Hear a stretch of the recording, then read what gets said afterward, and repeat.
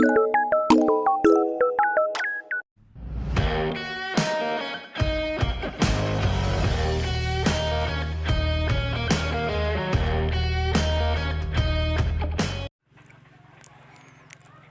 ko na ang itlog na isasalang sa incubator. Nasa 30 plus ang Rhode Island dito at 16 ang Light Sussex. At may kunting Orpington. Sana mag-hatch lahat para hindi tayo lugi. Pagkatapos, ibinuksan ko ang aking DIY na incubator at itinaas ko muna ang sensor para hindi sagabal. Ipinasok ko ang unang seater at nilagyan ko ng spacer.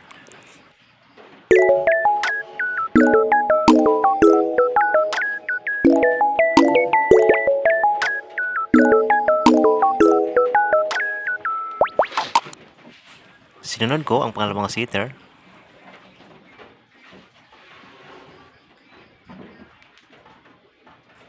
at ito na ang kanyang kalalabasan.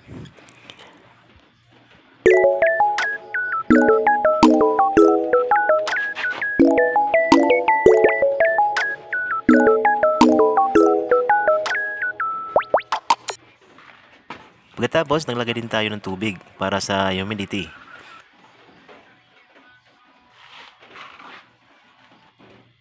Tingnan ko na rin ang hydrometer at pasok ang range na 45 to 65% from day 1 to day 18.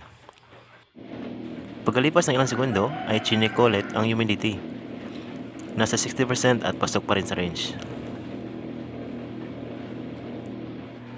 Sa pag-ikot ng mga itlog ay araw-araw po natin gawin. Sa akin dito ay 2 beses lang akong mag-ikot, sa umaga at sa gabi, pag uwi ko galing work. Yun lang, God bless.